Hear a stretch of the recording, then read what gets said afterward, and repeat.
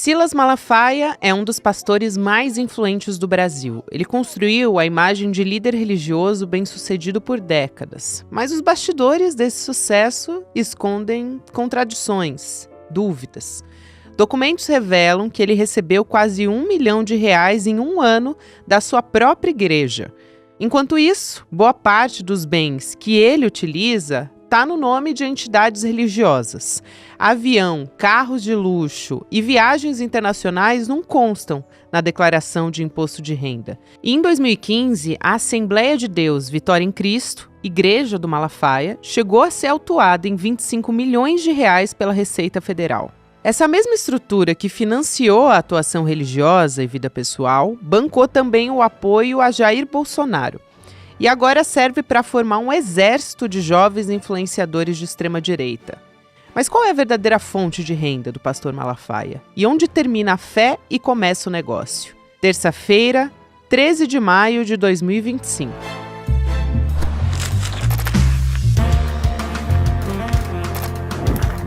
Sou a Gabriela Varela, esse é o podcast Análise, aqui mais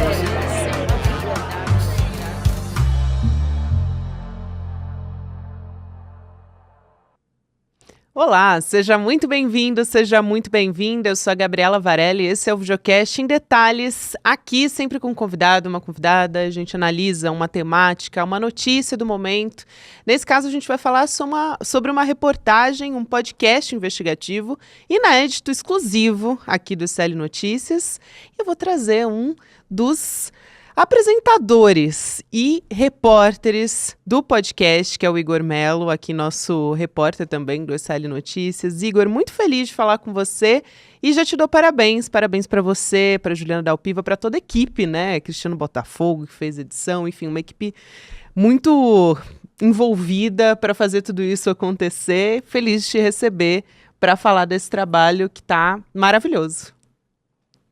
Gabi, muito obrigado. Você também deu uma palhinha, né, nesse nosso primeiro episódio, vai dar nos outros também, então faz parte da nossa equipe Império Malafaia aí.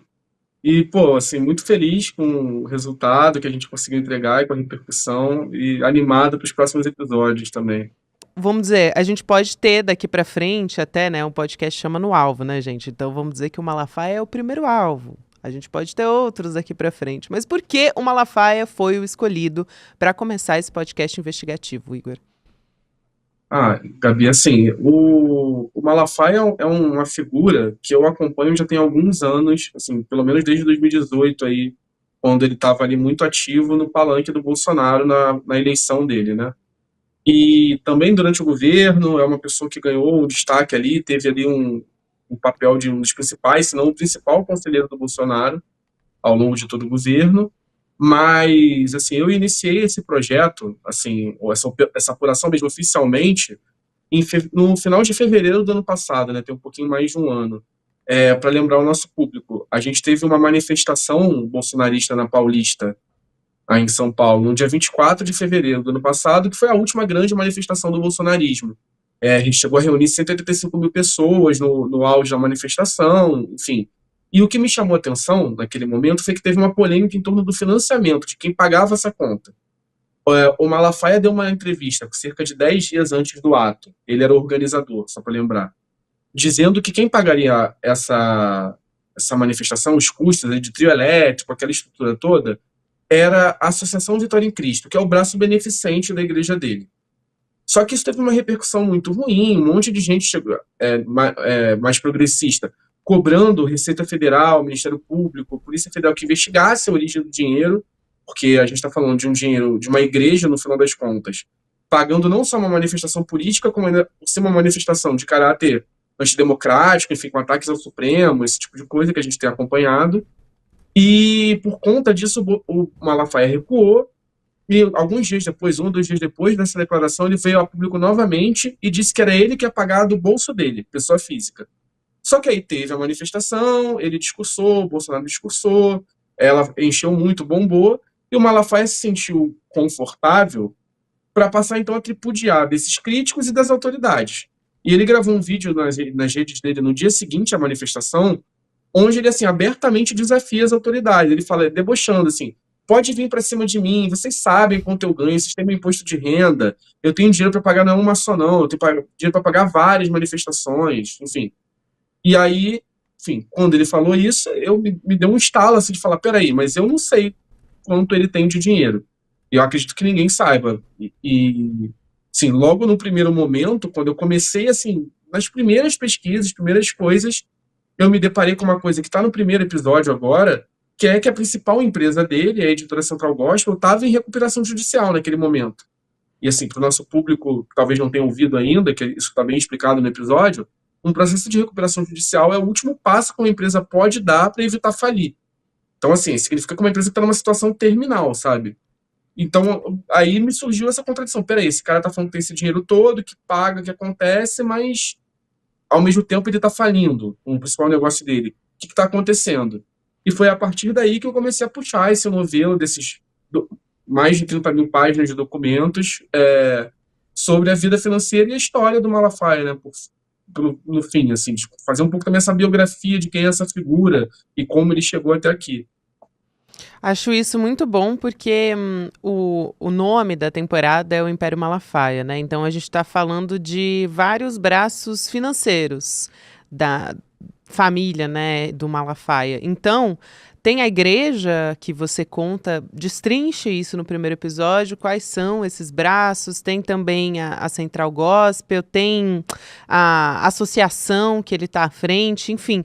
Mas tem várias confusões, vamos dizer assim, patrimoniais, né? Tem várias questões ali e você vai apresentar essas questões, né? Esse valor, porque tem um valor que a gente estava conversando aqui nos bastidores um pouquinho antes de conversar, né? Que o Igor adiantou e que ele cita nesse primeiro episódio, mas mais en passant, ele vai destrinchar ainda, que é a arrecadação de um valor da igreja, que é milionário. É muito alto esse valor, né? Então, se você puder adiantar um pouquinho pra gente, que a gente deve ver no segundo episódio. Um spoilerzinho, assim. Mas escutem lá que vai estar lá tudo explicado, assim, nos mínimos detalhes. Essa associação Vitória em Cristo, assim, ela é tratada hoje em dia como um braço beneficente da Igreja do Malafaia.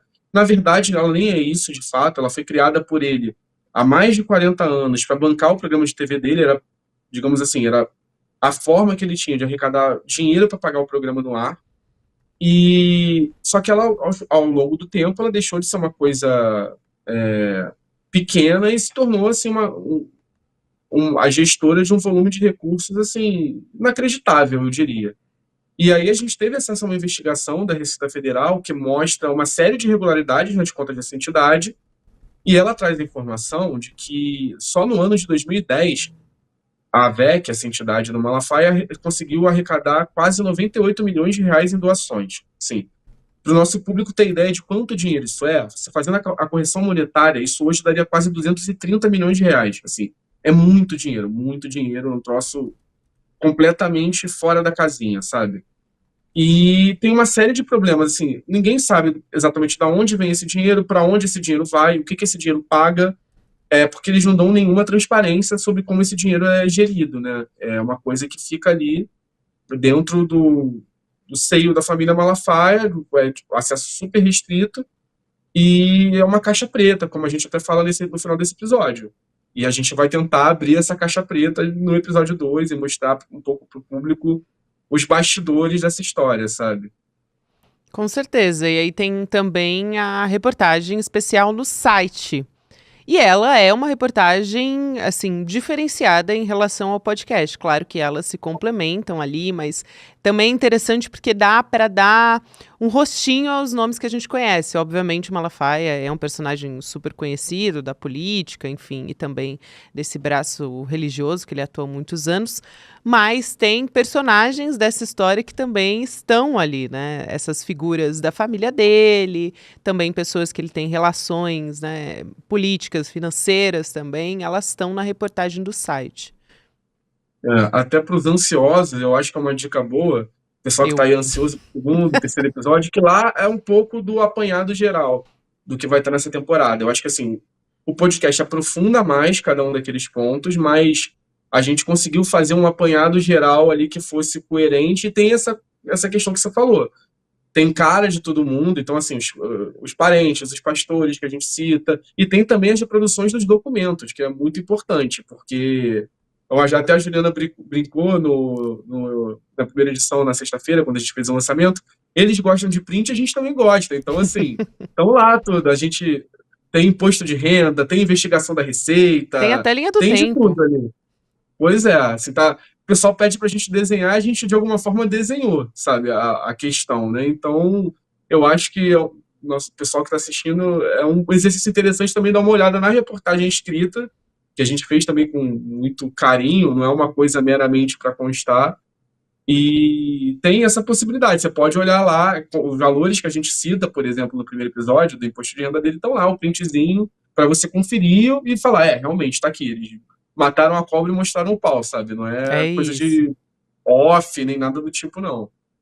E aí eu estava falando dessa linha do tempo que vocês fizeram na reportagem especial lá no israelinoticias.com.br. É interessante porque mostra o Malafaia do Velho Testamento. Até a arte, aliás, a ilustradora é a Paula Vilar, né, que é a nossa colaboradora aqui no Israel Notícias também. Incrível, Paula Vilar, É uma muito incrível ilustradora que de artista mostra o de mão antes e o depois cheia. do Malafaia logo na capa, né? Se você puder explicar um Sim. pouquinho também desse Malafaia do Velho Testamento, porque ele vai se desdobrando, é algo que começou realmente na infância dele, essa relação com a religião, né? Sim, e assim, só voltando um pouquinho antes disso, que eu acho que ajuda a explicar, inicialmente até a minha ideia era fazer uma coisa mais focada na questão financeira dele mesmo, né? Mas conforme eu comecei a apurar, teve uma coisa que de cara me chamou muita atenção, que é o seguinte, o Malafaia é uma pessoa que está na mídia há mais de 40 anos, ele tem programas de TV no ar desde 82, então a gente está falando de 43 anos na televisão, e assim, uma pessoa que hoje em dia, já de uns anos para cá, ela está o tempo todo na mídia, o Malafaia está todo dia dando entrevista para algum lugar, falando com jornalista, ele grava vídeo todos os dias para a internet, está nos cultos, está nos eventos políticos, mas ao mesmo tempo não tem um trabalho biográfico, a gente não sabe de uma forma independente quem ele é, o que ele faz, porque só ele fala dele mesmo. Então, assim, isso permite, inclusive, que ele se reescreva a própria história ou mude posições conforme é interessante naquele momento, sem muita consequência. Por isso que eu resolvi puxar essa coisa do Malafaia do Velho Testamento, para mostrar, ele era assim antes, essa era a vida dele, ele pensava determinadas coisas e hoje, em muitas delas, isso gera uma contradição. Assim, tem um ponto, por exemplo, que é importante, até do ponto de vista dele como pastor mesmo, que é a relação dele com a teologia da prosperidade, né? Que é uma linha, uma vertente de interpretação do cristianismo, que defende, assim, falando de uma maneira assim resumida, que a contribuição financeira que você dá para a obra de Deus, nesse caso através das igrejas, está diretamente relacionada às bênçãos que você colhe, inclusive do ponto de vista financeiro também, de bens, de vida financeira. E o Malafaia foi um crítico profundo disso no passado dele, assim. Tem declarações dele muito, muito, muito críticas a isso. E quando ele se torna dono de igreja, em 2010, ele funda a igreja dele, com base na igreja que era do sogro e na igreja que era do pai, que a gente conta isso também, ele muda completamente em vários aspectos, tanto de aparência, quanto da forma dele se comunicar, e também nisso. Aí ele passa a defender abertamente essa teologia da prosperidade, sabe? Então, eu acho que olhar para o passado do Malafaia ajuda um pouco a não só mostrar quem ele é hoje, mas ele é um desses personagens que tem essa característica de se colocar como se sempre tivesse estado certo em tudo, né? Fosse uma coerência absoluta. E isso não é verdade, assim, em muitos pontos da trajetória dele, ele se contradiz, ele muda de posição, ele faz coisas que ele disse que ele não ia fazer, e acho que o trabalho um pouco é também contar isso, sabe? Com certeza, você usa até um termo descrevendo isso no começo do primeiro episódio, né, que é um camaleonismo, né, político também, que se alinha, depois contrasta com essa imagem de pastor de convicções muito fortes, né, que ele teve convicções muito fortes a vida inteira, mas essas convicções foram mudando. Isso é super importante que você trata, né? E ele se projeta hoje como um aliado fortíssimo do bolsonarismo, que até comanda, vamos dizer assim, essas manifestações bolsonaristas pedindo por anistia, enfim, em momentos até que o Bolsonaro não podia falar ou podia falar muito pouco, porque agora é réu. No começo ele estava um pouco mais comedido e quem estava à frente realmente era o Malafaia, né? E já esteve em outro lado do espectro político. E assim, até falando não só agora, depois do governo, né? Se a gente lembrar aquela fatídica manifestação de 7 de setembro de 2021 aí na Paulista, onde o Bolsonaro chama o Alexandre de Moraes de canalha, diz que não vai cumprir mais decisão dele, manda ele sair do STF, quem estava ao lado dele era o Malafaia. Ele também estava organizando aquela manifestação. Então, assim, essa relação deles é muito, muito, muito importante para entender o Brasil de hoje, de alguma forma, né? Os dois ajudaram a dar cara a essa extrema-direita brasileira de 2025. Sem dúvida alguma, e acho que tem uma distinção importante, um cuidado muito importante que você teve ao falar da religião, né? A gente tem um número de evangélicos no Brasil crescendo muito, um aumento muito expressivo nos últimos anos, enfim, a gente tem diversos dados que mostram isso e projeções mostrando que pode ser até a maior quantidade, né? Pensando em quantidade de fiéis para depois de 2030, mas o ponto central é discutir um personagem, uma figura importante, claro, na política brasileira, mas tomando muitos cuidados em relação ao preconceito religioso, né? Porque ele não representa todos os evangélicos brasileiros, enfim. Então tem todo esse cuidado também que você teve, né? Eu acho que a gente tem que tomar dois cuidados. Primeiro, para não estereotipar, porque é fácil, até porque, né, sobretudo na intelectualidade brasileira, você tem pouca penetração de evangélicos, então muito. A gente não conhece muito esse meio, que acaba sendo um pouco fechado mesmo, e também de não cair no erro de achar que, por exemplo, o Malafaia representa todos os evangélicos, ou todos os pastores evangélicos, ou que a igreja dele representa todas as igrejas, assim. Tem uma pluralidade muito grande dentro do campo evangélico, tanto dos fiéis quanto dos pastores, das igrejas, enfim. E acho que a gente não pode cair na armadilha de dar esse argumento, de alguma forma, do preconceito religioso, da perseguição religiosa para figuras como o Malafaia, que já usam isso o tempo inteiro. Assim. Nessas investigações que a gente está citando ao longo do podcast, em vários momentos ele próprio evocou isso, de que era uma perseguição religiosa, que era uma perseguição contra os evangélicos, enfim, é um argumento que ele usa para se defender o tempo todo. E não é o caso. O que a gente está discutindo é uma figura que, no ponto de vista religioso, já é uma figura muito importante, é uma liderança das mais importantes midiáticas do mundo evangélico brasileiro, e que, além de tudo, se tornou o principal financiador, um dos principais conselheiros de um ex-presidente da República, que é um dos principais nomes da política brasileira também. Então, ele, por tabela, também é. Né? Ele hoje, a gente até fala isso no primeiro capítulo, ele hoje tem assento na mesa das grandes decisões do Brasil. Ele é uma figura ouvida para isso. Ele conversa com políticos, com ministros do STF, com empresários, com todo tipo de gente que tem realmente poder no Brasil. E aí, gente que está nessa posição tem que sofrer escrutínio público, inclusive da imprensa.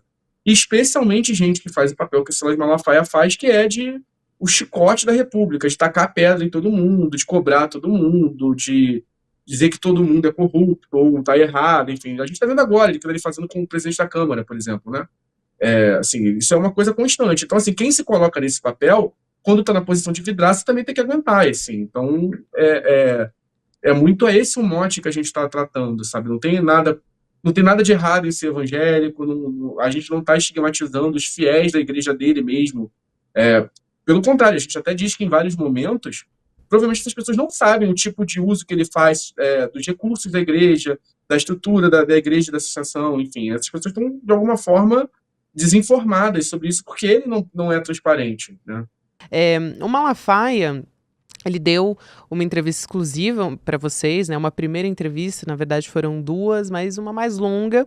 E, claro, não foi uma entrevista que no jargão jornalístico para render leads, né? Então, para conversar com o Malafaia, para ouvir só opiniões relacionadas ao cenário político atual, mas também para responder justamente sobre a investigação de vocês. Então, uma entrevista bastante específica para responder, né? Para trazer dados ao que vocês encontraram. Como é que foi essa primeira conversa, a segunda conversa, aí trazendo também um pouco do bastidor, né? Do que é fazer uma reportagem investigativa, porque eu imagino, Igor, que depois que foi publicada a reportagem no site, que o podcast foi lançado, você teve uma resposta aí, né? Assim, foi um processo de apuração muito longo, né, como eu falei, de mais de um ano, e a gente decidiu conversar com o Malafaia na primeira vez, lá para novembro. E aí, assim, eu conversei com a Juliana Dalpiva, nossa colega aqui, que está fazendo a coordenação desse projeto, que muito me honra, assim, foi um luxo, né, contar com a Juliana para isso. E a gente decidiu em conjunto que era melhor, nesse primeiro momento, ela conversar com ele, porque eu estava muito imerso nessa questão da documentação e desses problemas mesmo ao longo da trajetória dele, e a gente precisava de um outro lado, de uma conversa mais leve sobre ele, o passado dele, quem ele era no passado, como era a infância dele, como ele entrou na igreja, esse tipo de questão que eu acho que, sim, agregou muito à história que a gente quer contar, sabe?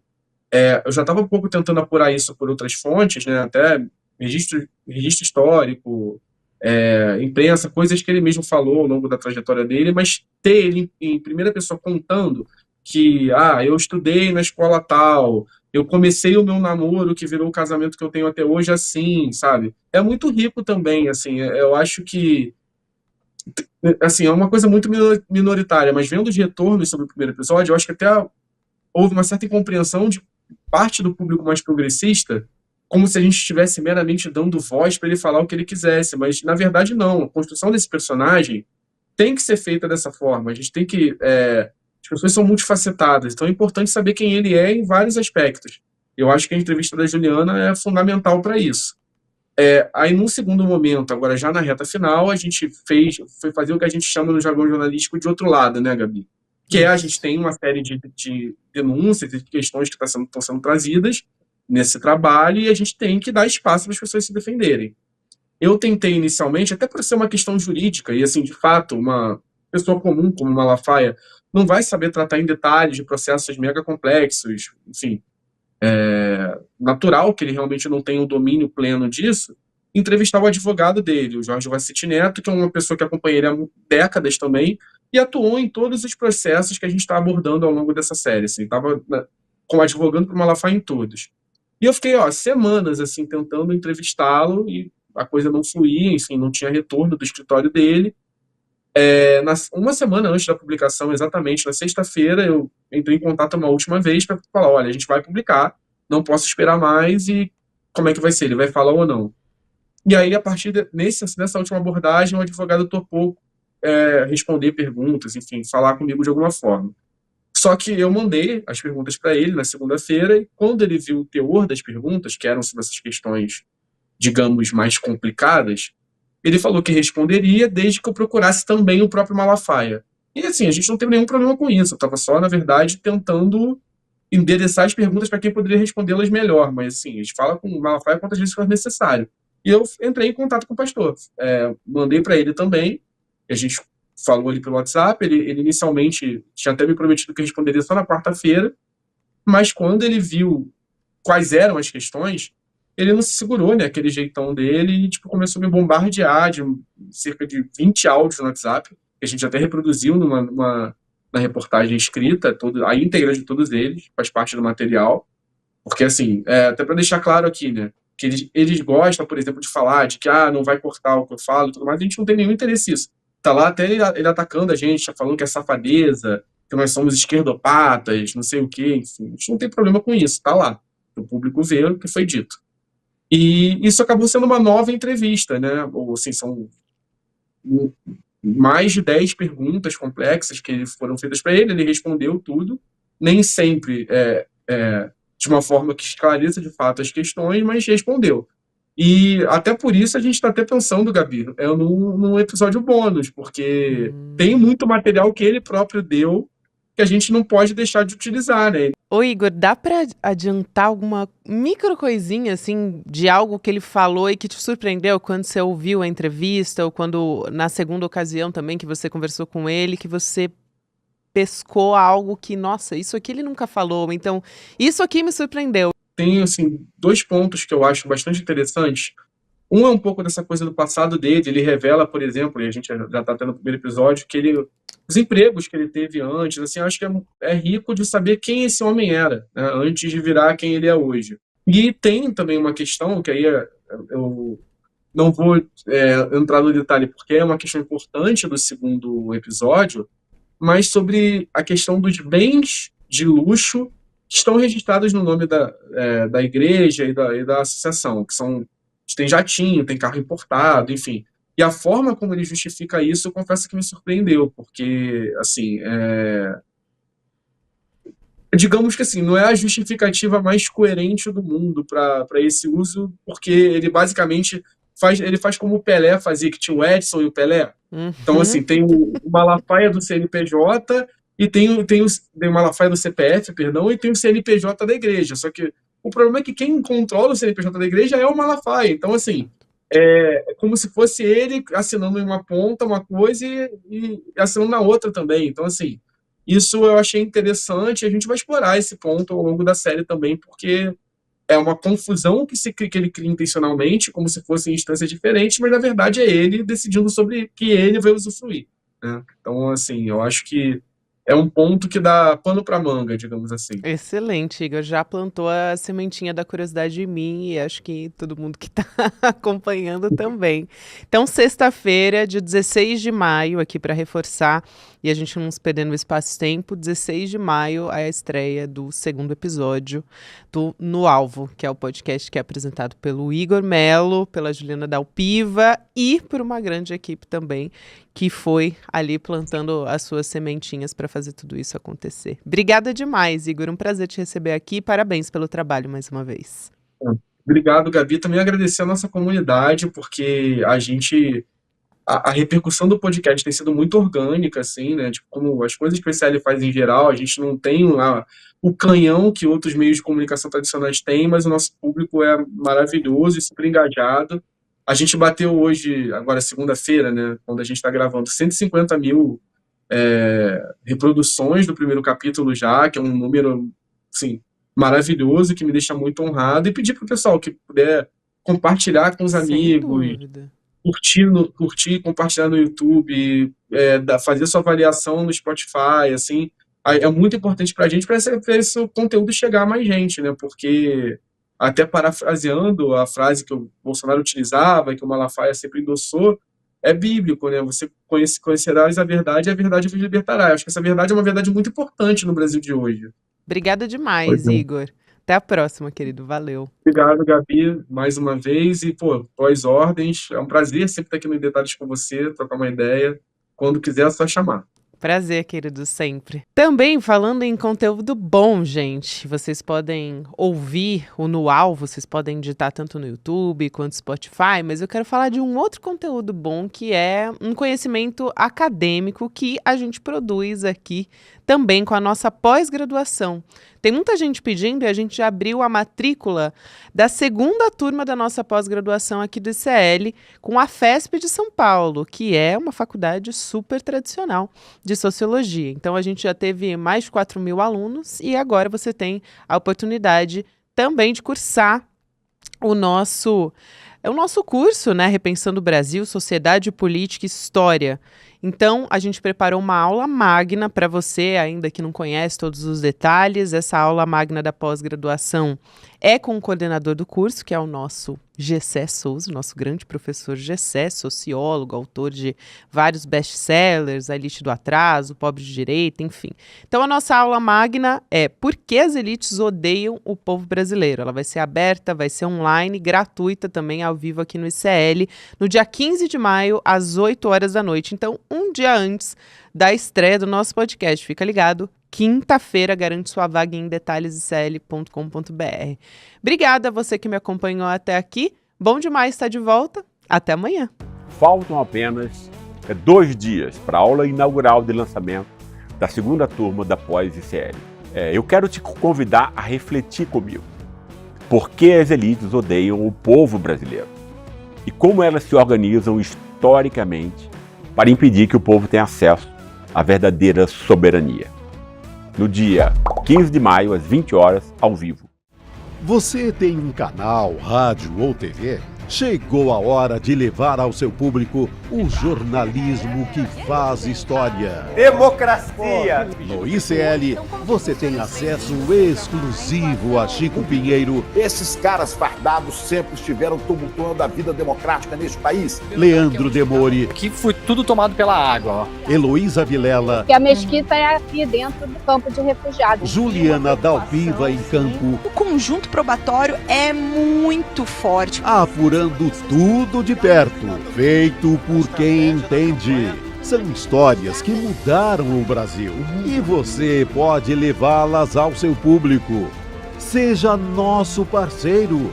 Use nossa programação gratuitamente e fortaleça seu conteúdo com credibilidade. Acesse icl.com.br/parceria. Juntos, levamos a verdade mais longe.